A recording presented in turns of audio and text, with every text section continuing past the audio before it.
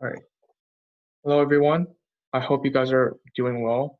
Welcome to the NutriAthletics 3-day webinar series. Today is day 2, so I will be talking about energy and hydration. So for those of you who weren't here yesterday or don't know who I am, my name is Kyle Zhao, and I'm going to be a high school senior next year. I created NutriAthletics this past summer, started with a blog site.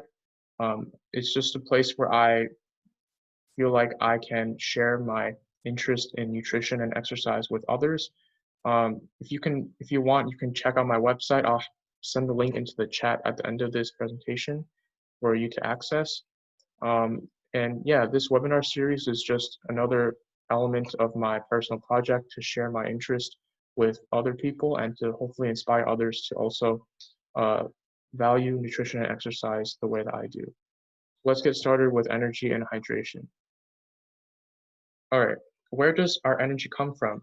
So obviously throughout our day, regardless of what you're doing, if you are doing some activity that requires you to move, you need energy for your skeletal muscles to allow you to do those activities. There are some energy sources that we use, but before I talk about them, I'm just going to mention that in order for us to have these sources produce energy for us, they have to be broken down and converted into ATP. If you don't know, ATP is a molecule called adenosine triphosphate, and it plays a very prominent role throughout our entire body because it provides energy to support a lot of different processes in our cells. So all of these sources that I'm going to talk about are going to be converted into ATP or produce ATP via some pathway in order for us to get energy from them. So the first source is called phosphocreatine. If you were here at yesterday's webinar, then you probably remember I talked about phosphocreatine as a molecule that works in the phosphagen system. We have glycogen here, and then fat. And I'll go more in depth about each of these sources in the next few slides. Now, these three sources, they vary in both efficiency and capacity. Efficiency means how quickly and how immediately a source can produce energy. And capacity refers to how long lasting the energy is. So you're going to find out that some of these sources may be better at producing energy quickly, and others are better at producing energy that lasts for a longer period of time. All right, first let's talk about phosphocreatine. So phosphocreatine is an energy-rich phosphate compound that's has stores in our skeletal muscle. So it's an immediate energy source. It's part of the phosphagen system, which is the most immediate system of energy. This means that it provides us with a great boost of energy in a very short amount of time. The ideal exercise to use phosphocreatine as the main energy source would be from a few seconds up to about 20 seconds. And one example of this exercise would be weightlifting. You can see the man at the bottom is doing powerlifting, and which is usually a short exercise that lasts for a couple seconds. And he definitely needs a very strong energy boost to power this movement. So he mainly relies on the phosphocreatine from the phosphagen system to supply all the energy that he needs for that movement. Now, because it takes a very short amount of time for phosphocreatine to supply energy, its efficiency is pretty strong. However, its capacity is relatively weak because it can only last for up to 20 seconds and not much longer than that. Next, we have glycogen. If you don't know what glycogen is, it's what we use to describe the way that our body stores carbohydrates. So you might know that carbohydrates is a prominent macronutrient in a lot of food, which I'm going to focus more on in tomorrow's webinar. But basically, carbohydrates is a very prominent energy source in our diet. And when we store it in our body, it's called glycogen. Now, it can be stored in two different places. It can be either in the liver, which is one of our organs in the digestive system, and it can also be stored in skeletal muscle. Now, if it's stored in the liver, the glycogen has to be released into our bloodstream as glucose. Glucose is basically just a small building block that glycogen gets broken down into when it's released from the liver. And then from there, it's in the blood and it travels to tissues like skeletal muscle for them to be used there to produce energy. If the stores of glycogen are found in the muscle itself, then they can be locally used there to produce energy. So if you have glycogen stores in your quadriceps muscle in your leg, they will be used locally there in that quadriceps muscle for energy. There are two different pathways that glycogen can take to produce energy. One of them is called anaerobic glycolysis. And if you remember, if you were here from yesterday's webinar, you know anaerobic means without oxygen. So what this means is that this pathway doesn't require you to use the oxygen that you breathe from the air in order to produce energy. It relies mainly on the glycogen from your body. So the pathway to produce ATP via this anaerobic glycolysis process, you start with the glucose that is either released from the liver or used right from the muscle. It's converted by being broken down into something called pyruvate. And in that process, ATP is produced, and that can power your movement.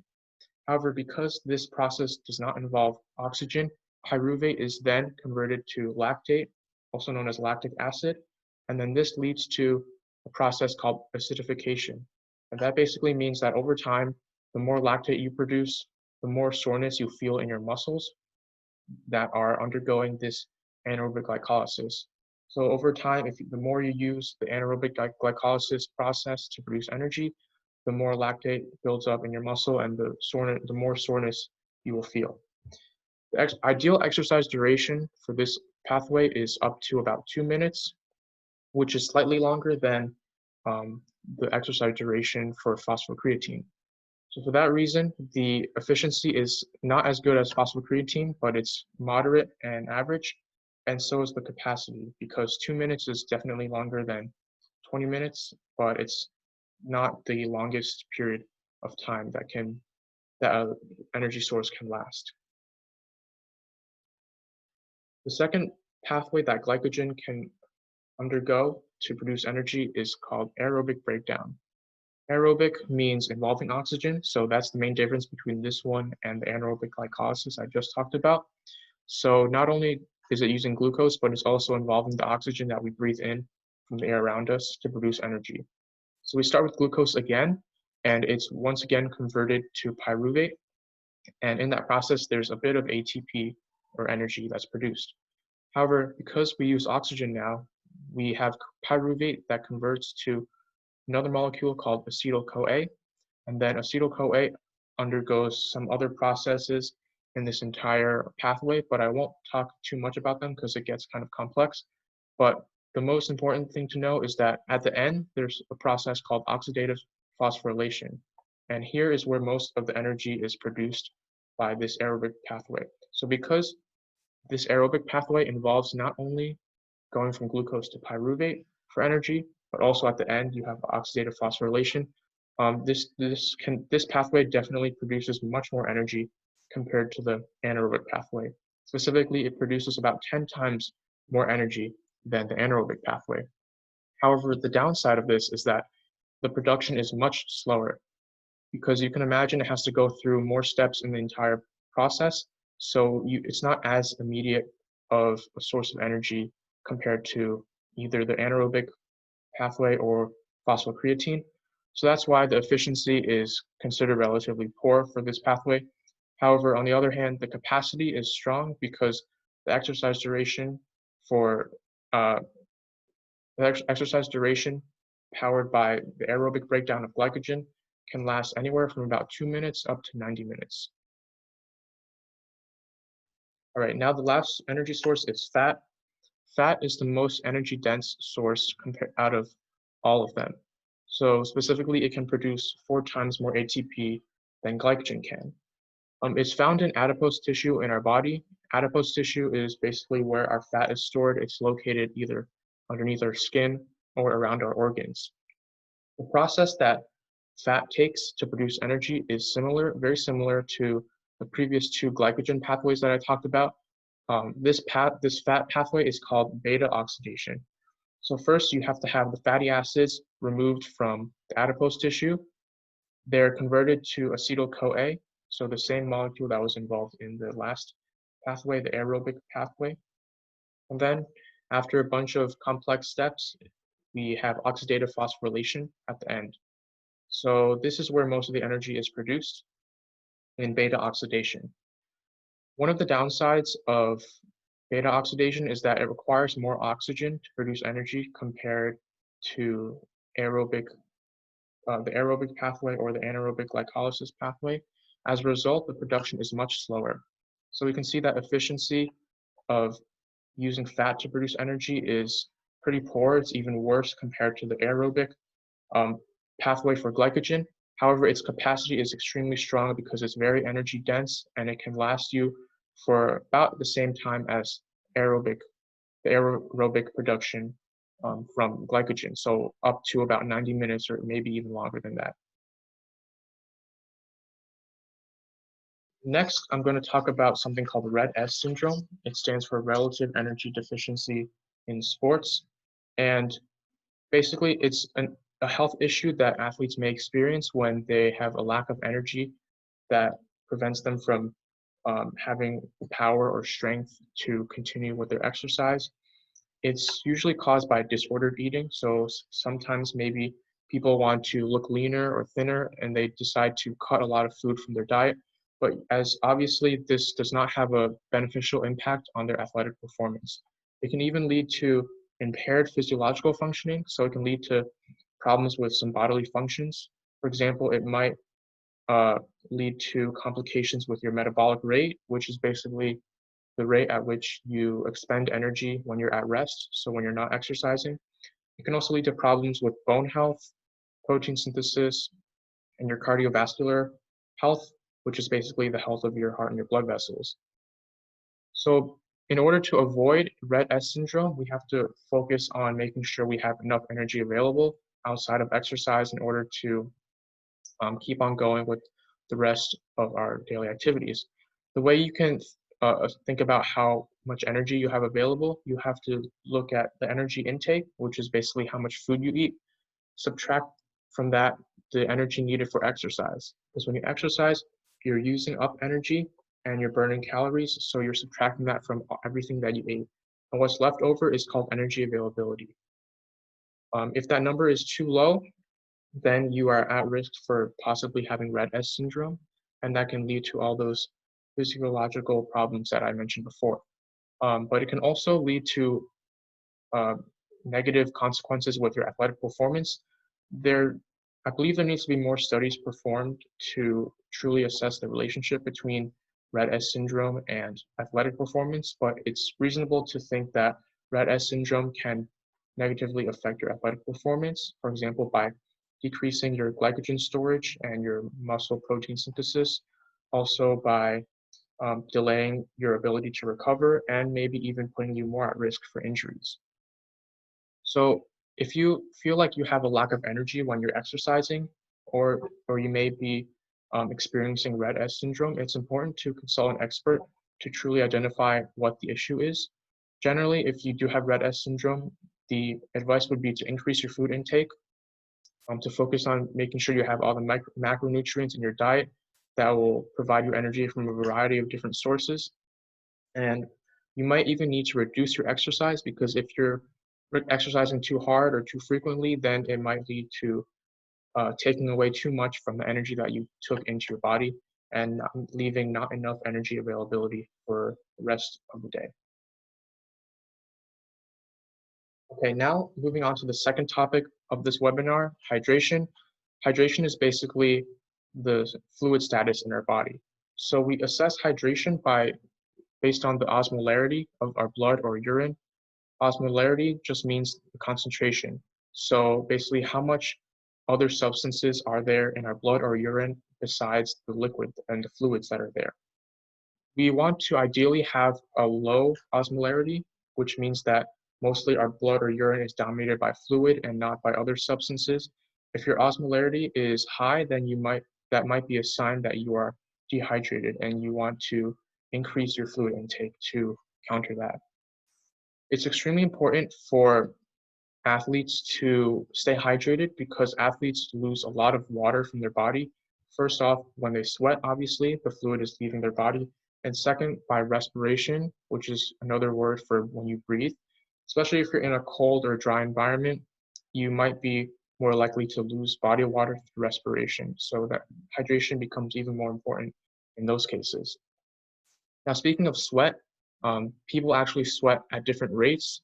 If you're performing exercise that's either very high intensity or lasting a very long time, then you're probably likely to sweat more just because of the nature of your exercise. So you need to make sure that your hydration is under control and in the best condition possible throughout the entire time. Environmental conditions can also affect your hydration. For example, if you're like exercising outside in the heat, you are probably going to sweat more than if you were exercising indoors in a cooler area. Also, finally, personal characteristics can play a role. If you have a bigger body, you might be performing more work and have more heat to release, so you're going to sweat more.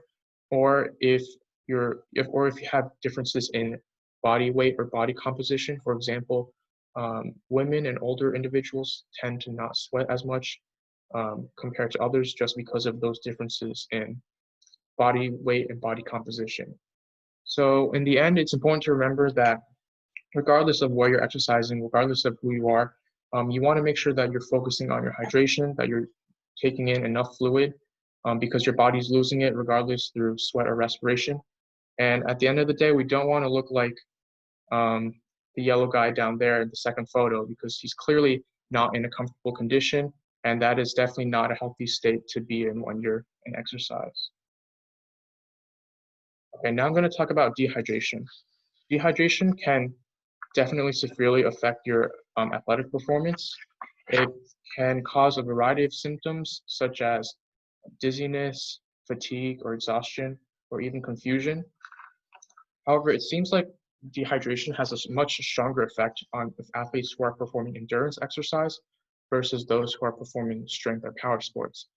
This makes sense because if you're an endurance athlete, you're trying to work at a relatively low intensity over a very long period of time. That might make it harder for you to find opportunities to hydrate and by drinking water or other fluids. Whereas if you're performing strength or power sports, they're usually of shorter duration where you have breaks in between. So that would give you more opportunities to stay hydrated. So regardless of what athlete you are, especially if you perform endurance exercise like long distance running or cycling, stuff like that, it's extremely important that you stay hydrated to avoid dehydration and all the consequences that come with it. Speaking of the consequences, there might be some cardiovascular changes that you experience if you're dehydrated. One thing is that your maximal cardiac output might decrease. That means that your amount of blood your heart pumps is going to decrease, and that could be detrimental and harmful to your body when you're exercising, because the blood that your heart pumps has already received oxygen from the lungs, and the reason that the heart pumps the blood is to deliver this oxygenated blood to the other parts of your body. And when you think about exercise, this is extremely important because your muscles might need oxygen from the blood that's pumped from your heart. So if your heart's not pumping as much blood, then your muscles won't be receiving enough oxygen to keep helping to produce energy and keep you going for a longer period of time. To account for this lower maximal cardiac output, your heart rate may also increase. And this can also be a problem because it's not a comfortable feeling if you have a high heart rate. It makes you feel like you're doing very high intensity exercise, and it could negatively affect your performance by causing you to slow down when you may not intend to or want to. Now, at the end, there are some risk factors that may make someone more likely to experience dehydration. One of them is obviously starting your exercise dehydrated. So not only during exercise, but before exercise, you want to make sure that you are consistently drinking water and other fluids so that your body is already in a solid hydration state before you begin your exercise. And then also reducing your fluid intake during exercise is obviously the other risk factor of making you more likely to experience dehydration. So you want to make sure that you're consistently taking in fluid while you're exercising, especially if you're uh, exercising in a hot or humid environment. So just to keep in mind, these are the risk factors of dehydration, and you want to minimize those risk factors as much as possible to avoid dehydration. All right, now I'm going to talk about rehydration, focusing on sports drinks.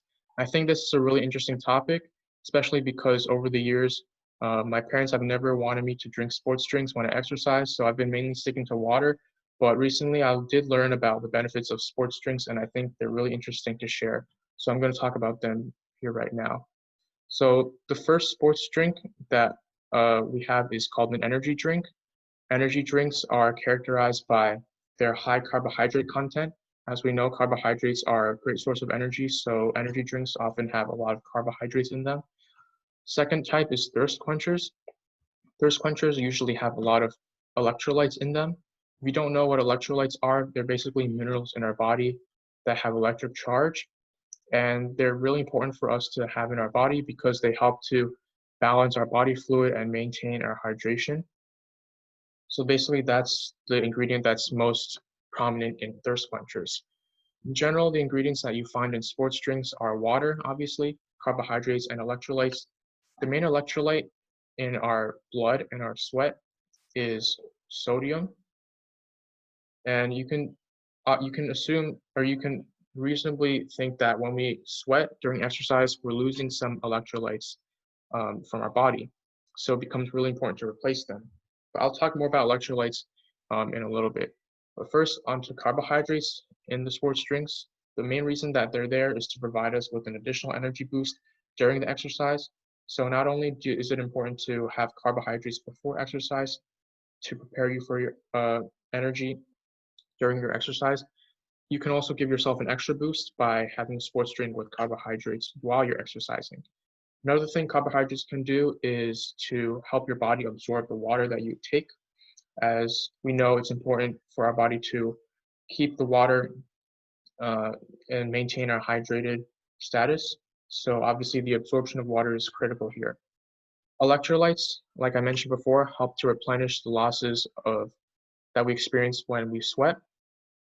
And like carbohydrates, electrolytes also help our body to absorb the water. So both carbohydrates and electrolytes are critical components to help us stay hydrated.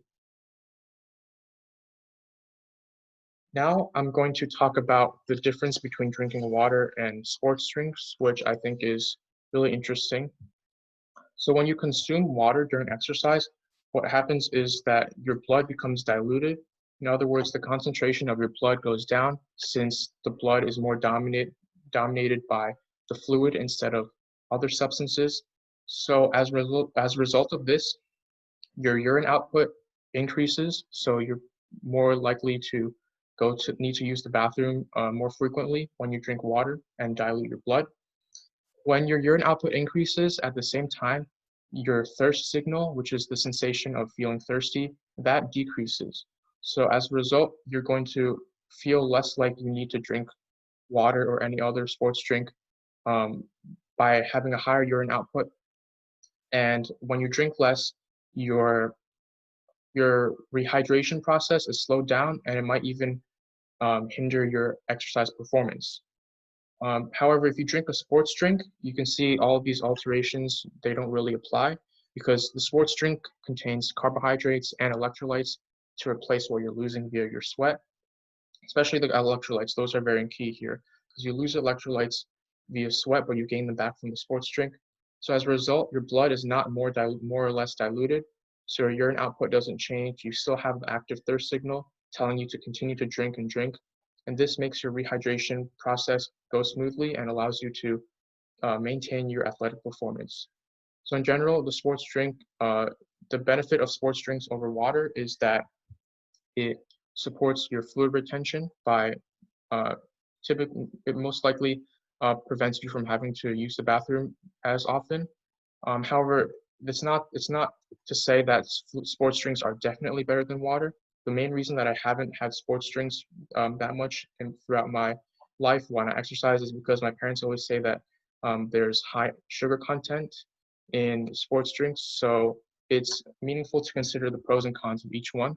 But in terms of hydrating yourself, sports drinks are definitely a strong choice in terms of their carbohydrate content and their electrolytes content. Now, some general tips for staying hydrated and rehydrating when you're exercising. You want to start drinking early. So before you start your exercise or you're playing your sport, you want to take a sip or two of your drink so that you're able to go for a short amount of time before your body needs to rehydrate once again. And also, you want to drink at small amounts at regular, consistent intervals. You don't want to drink a ton at a single time and then come back half an hour later, and then drink again. It's it's a better choice to drink smaller amounts, but at more frequent intervals to ensure that your body is truly staying hydrated and maintaining fluid balance the entire time. And now just a brief summary. So what I talked about in this webinar, first, there are three main sources of energy that we get from phosphocreatine, glycogen, and fat. And they all undergo their own pathways to produce the energy. They all vary in efficiency and capacity. And at the end, it really depends on what kind of exercise you're doing that determines where your energy is going to come from.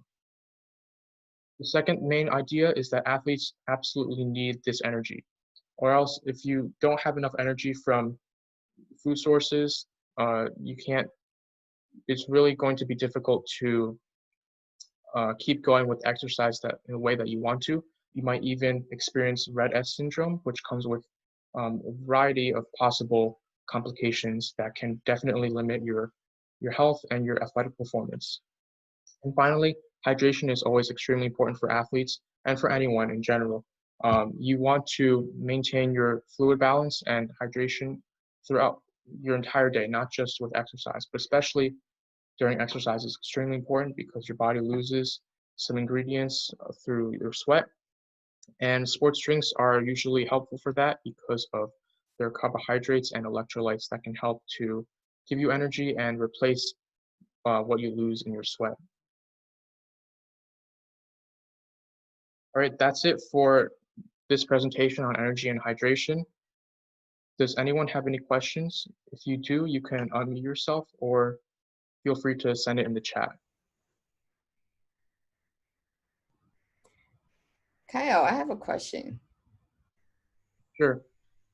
Okay, so do you have a kind of like guideline or list to see what kind of exercise is better for different sports drinks? Like in a, So are you saying, are you asking about water versus sports drinks or like sports drinks compared to each other? kind of like just a very popular sports drink. Maybe give some like example. For example, like a basketball or maybe running. Um, so like swimming. Do they have a particular drink for different sports? Be more beneficial? To be honest, I haven't done much study about which sports drinks are best for which sports, but um, obviously, I think we know that Gatorade is a very popular sports drinks. You might have seen a lot of commercials about how Gatorade can supply your body with electrolytes, and I believe another popular sports drink is Propel, and I think that might be a good choice because I might be wrong, but there might be a little or no sugar content in there. Um, but aside from that, I'm not too sure about which sports drinks are uh, best for which sports. If I can do some more looking into that, and I can get back to you via email. Okay, that'd be great. Yeah. Um, Anyone else? Uh, Anyone else, if you have a question that you don't think about at this moment and you would like to ask me later, feel free to email me at nutriathletics2020@gmail.com, and I'll try my best to get back to you as soon as possible. Uh, Kyle, I have another one if all nobody right, has. all right, Okay. For you said the red, whatever you call the red thumb syndrome for the sports, yeah, right? What you red S call that? syndrome. Yeah.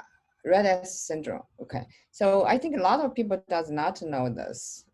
This is really important. I remember when I was in the teenager ages, I do Chinese Kung Fu.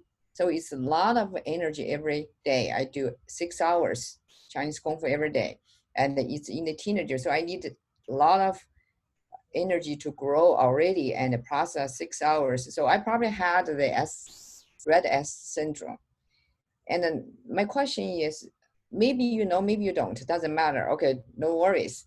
If you know, and how we know ourselves in the state of red S syndrome. So if you feel like you have a lack of energy, for example, like it makes sense if you have to exercise for a long time or if you're doing high intensity, it makes sense that you feel tired after that. But usually, if athletes have a lot of experience with doing that type of exercise, then they can have an idea when they feel a very different way than they used to. Like they feel a lot weaker than they did in the past when they performed the same type of exercise.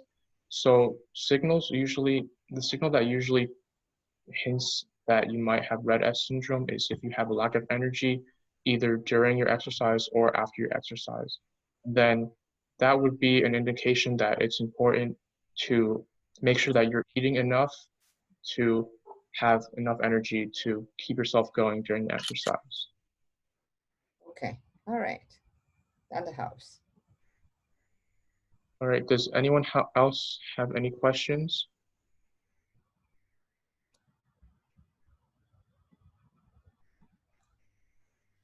All right, if no one else has questions, I'd like to thank you guys so much for coming to today's webinar. If you would like to check out my blog site, I just pasted the link into the chat for everyone to see. Feel free to check it out. I have a couple blogs posted there, and I also have a past YouTube video uploaded. And I'll definitely be uploading more blogs and videos on there throughout the rest of this summer. So feel free to stay tuned and check out those blogs and videos in the coming days and weeks. All right, thank you everyone for coming, and I hope to see you guys at tomorrow's webinar if you signed up. Have a great rest of the day.